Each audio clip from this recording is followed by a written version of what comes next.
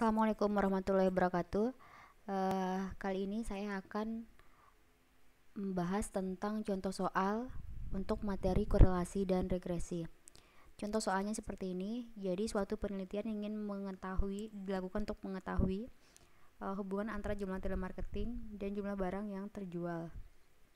Kemudian untuk penelitian tersebut diambil 5 sampel. Datanya diberikan seperti tabel seperti ini. Kemudian yang ditanyakan ada 9. Yang pertama kita diminta untuk menentukan mana yang merupakan variabel bebas atau independen dan variabel tidak bebas atau variabel dependennya. Kemudian berikutnya kita diminta untuk menghitung koefisien korelasinya. Kemudian yang ketiga, menginterpretasikan hubungan antara jumlah telemarketing dan jumlah barang yang terjual. Yang keempat, melakukan uji koefisien korelasinya dengan taraf signifikansi 5%.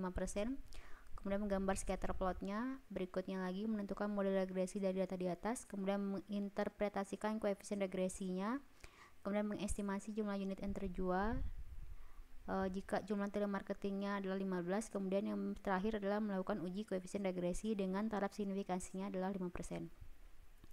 Oke, baiklah langsung ke jawaban yang pertama ya. Jawaban pertama. Oke, untuk yang pertama, variabel bebasnya. Variabel bebas ini merupakan variabel yang tidak tergantung dengan variabel manapun. Nah, kalau di kasus ini, maka yang merupakan variabel bebasnya adalah jumlah telemarketing, karena jumlah telemarketing tidak dipengaruhi oleh jumlah barang yang terjual. Jumlah barang yang terjual. Sedangkan yang merupakan variabel tidak bebasnya adalah jumlah barang yang terjual, karena jumlah barang terjual ini kan dipengaruhi oleh jumlah telemarketing, makanya dia disebut variabel tidak bebas atau variabel tergantung atau variabel dependennya. Jadi di sini kita tulis jumlah variabel yang merupakan variabel bebasnya ini biasanya dilambangkan dengan X merupakan jumlah.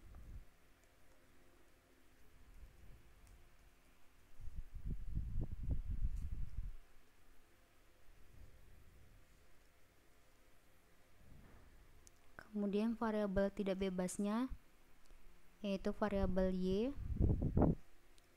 merupakan barang yang terjual.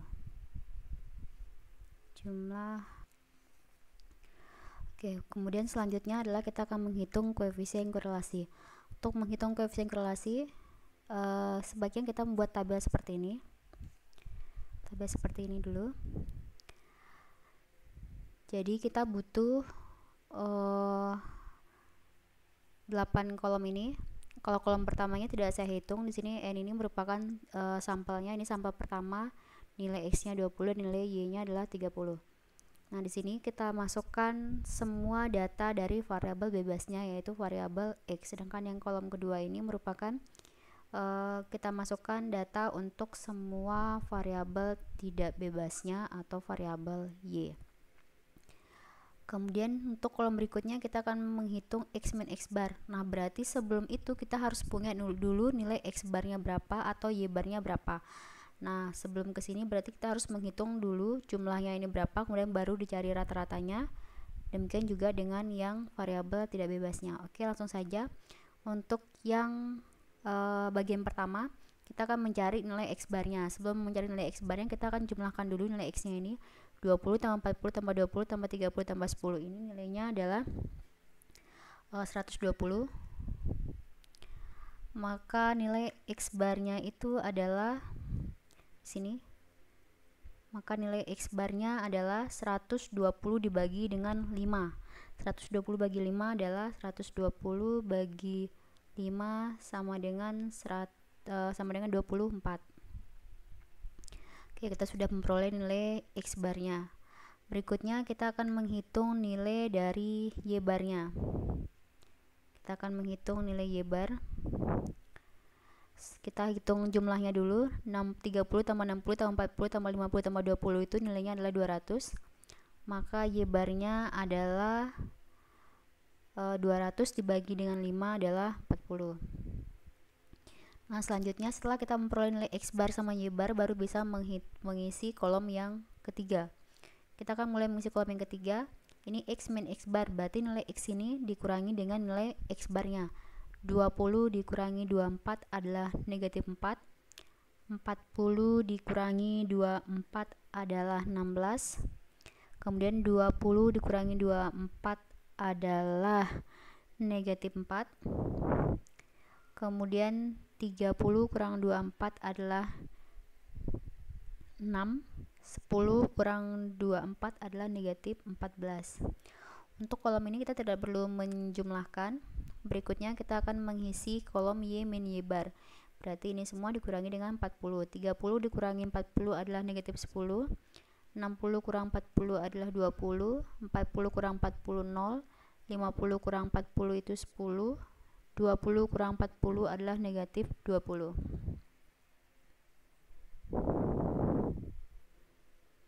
Oke. Tahap ini selesai. Berikutnya kita akan menghitung X min X bar dikalikan Y min Y bar. Berarti kolom yang ini dikalikan dengan kolom yang ini. Berarti min 4 dikalikan negatif 10 adalah positif 40. 16 kali 20 adalah 320. Min 4 dikali 0 adalah 0. 6 kali 10 adalah 60. Negatif 14 dikalikan negatif 20, hasil perkalian adalah positif 280. Nah, untuk yang ini kita jumlahkan, karena nanti kan kita butuhkan di menghitung koefisien korelasi. Ini kita jumlahkan 40 tambah 320 tambah 0 tambah 60 tambah 280, nilainya adalah 700. Oke, berikutnya kita akan menghitung X min X bar dikuadratkan dan Y min Y bar dikuadratkan. Nah, ini merupakan hasil kuadrat dari kolom yang ini. Berarti X min X bar kuadrat berarti negatif 4 dikuadratkan adalah positif 16. Kemudian 16 dikali 16 256. Negatif 4 dikuadratkan itu 16. 6 dikuadratkan adalah 36. 14 dikuadratkan adalah 196. Ini kita jumlahkan juga. Nilainya adalah 16 ditambah 256 tambah 16 tambah 36 tambah 196. Ini kalau dijumlahkan hasilnya adalah 520. Kemudian Y min Y bar kuadrat. Ini berarti yang ini kolomnya bagian ini dikuadratkan, negatif 10 dikuadratkan adalah 100. 20 dikuadratkan adalah 400. Kemudian 0 dikuadratkan itu 0. 10 dikuadratkan adalah 100. Negatif 20 dikuadratkan adalah positif 400. Oke, ini kalau dijumlahkan jadinya adalah 1000. Nah, setelah kita menghitung ini baru bisa menghitung koefisien korelasi. Oke, kita pelan-pelan di sini. Untuk rumus dari koefisien korelasi seperti ini ya. Jadi kita butuh sigmahan dari X min X bar dikali Y min Y bar. Kita sudah punya yang ini 700. Kemudian berikutnya adalah SX sama SY. Nah, SX sama SY nya belum kita peroleh, maka kita harus menghitungnya dulu. Kita akan menghitung nilai SX nya terlebih dahulu. Oke, SX itu merupakan rumus seperti ini. Sigma dari X min X bar dikuadratkan dibagi dengan N min 1.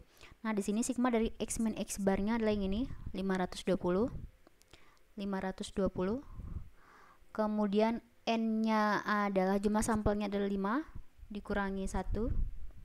Maka di sini 520 dibagi dengan 4. Ingat itu dalam akar ya. Ini hasilnya adalah 130. Akar dari 130 adalah 11,4. Nanti bisa dihitung lagi ya untuk mengecek benar atau tidak perhitungannya. Kemudian berikutnya kita akan menghitung nilai dari SY-nya. SY-nya sama, pakai data yang Y. Di sini sigma dari Y min Y bar kuadratnya adalah 1000. N-nya adalah 5 dikurangi 1. Di sini 1000 dibagi 4. Di sini adalah 250, maka akar dari 250 adalah 15,8. Kita sudah memperoleh nilai SX sama SY-nya, berarti kita akan masukkan ini. Oke. Di sini nilai untuk koefisien korelasinya kita butuh data sigma dari x min x bar kali min y bar. Ini tadi ya 700 ya. Kita masukkan 700. Kemudian n min 1-nya, n-nya ada 5 dikurangi 1. Sx-nya tadi jumlahnya adalah 11,4. Kemudian SY-nya adalah 15,8. Ini kalau kita langsung hitung, kita langsung ke perhitungan saja. Ini hasilnya adalah kurang lebih 0,99. Nanti bisa dihitung lagi ya. Takut-takutnya ada yang salah kurang teliti dalam perhitungan. Oke, berikutnya kita sudah memperoleh nilai dari R-nya 0,99. Oke, untuk diingat nilai R itu berada di antara negatif 1 dan 1. Jadi R itu tidak mungkin nilainya lebih kecil dari negatif 1 atau lebih besar dari positif 1. Kemudian seperti materi yang sebelumnya, saya sudah berikan materinya nilai R itu. Jadi kalau seandainya nilainya mendekati 1 atau mendekati negatif 1, artinya hubungan antara variabel X dan variabel Y-nya itu sangat kuat. Nah, positif berarti kan hubungannya positif. Jadi kalau seandainya yang satu variabel yang satunya naik, maka yang satunya naik, atau kalau yang satunya turun, maka yang satunya turun. Tapi kalau seandainya dia negatif, berarti artinya jika variabel yang satunya naik, maka yang satunya turun. Jadi bertolak belakang, berkebalikan. Jadi kalau positif nanti hubungannya searah, kemudian kalau seandainya negatif nanti hubungannya berlawanan. Maka di sini untuk soal ketiga adalah interpretasikan hubungan antara jumlah telemagnetik dan jumlah unit barang yang terjual. Oke, di sini sudah diperoleh nilai R-nya ya. Berarti untuk interpretasinya ini nilai R sama dengan 0,99, artinya hubungan antara tadi salah sekolah itu adalah banyaknya telemarketing ya, dan banyaknya penjualan itu sangat kuat. Berarti semakin banyak telemarketing yang dilakukan, maka semakin banyak pula barang yang terjual. Oke, selanjutnya kita akan melakukan uji koefisien korelasi.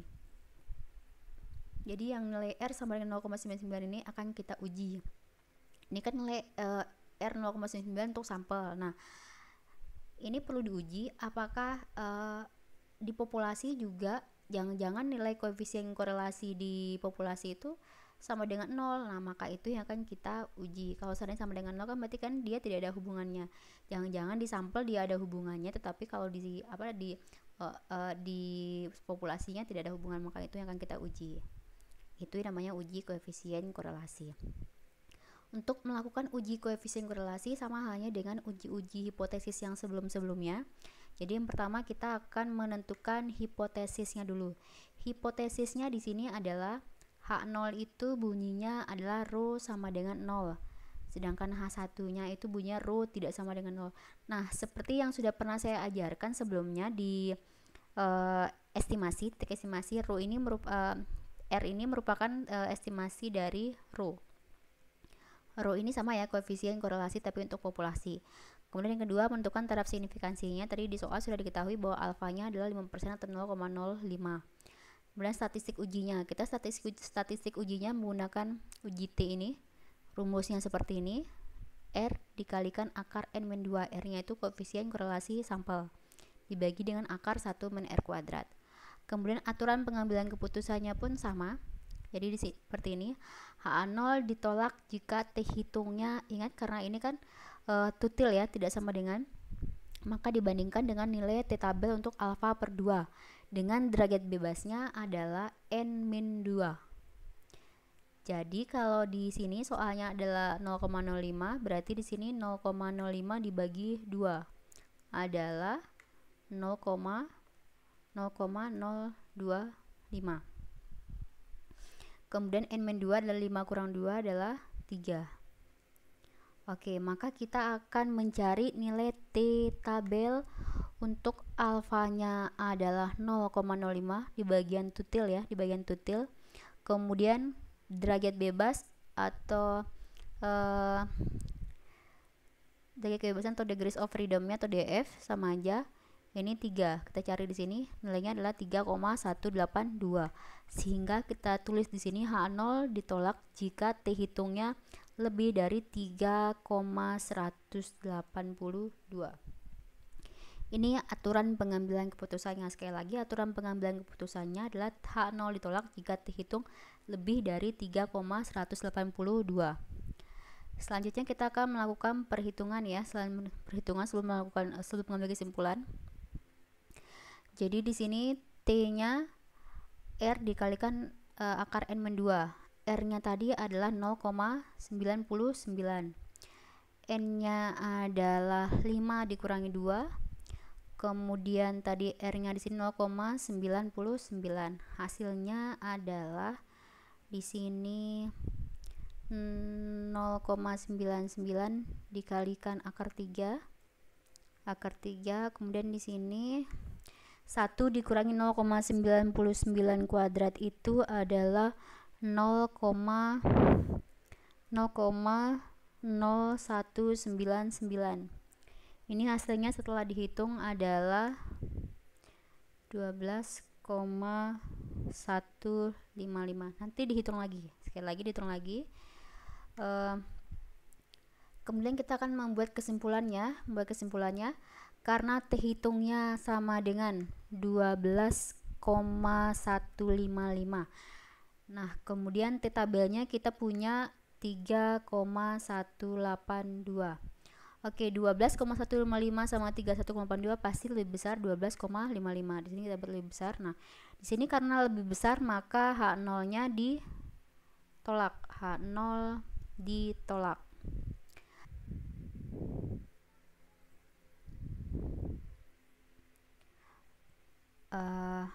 Oke. Tadi kita sampai sini. Ini sudah kita hitung nilai B, nilai A, nilai koefisiennya seperti ini. Kemudian maksud A dan maksud B nya adalah seperti ini.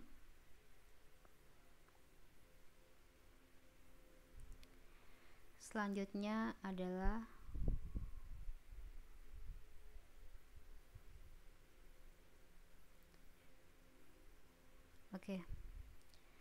selanjutnya kita akan menghitung nilai dari estimasi banyaknya barang yang terjual jika banyaknya sales call atau telemarketing adalah 15.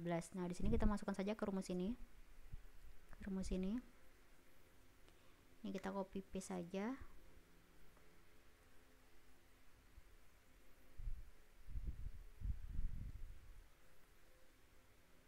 Seperti ini. Ini X-nya kita ganti dengan 15. Ini nilainya menjadi 27,67 unit atau setara dengan 28 unit. Oke, kita sudah menghitung estimasi jumlah barangnya. Selanjutnya kita akan melakukan uji koefisien korelasi. Nah, untuk melakukan uji koefisien korelasi ini kita akan bahas di video yang berikutnya.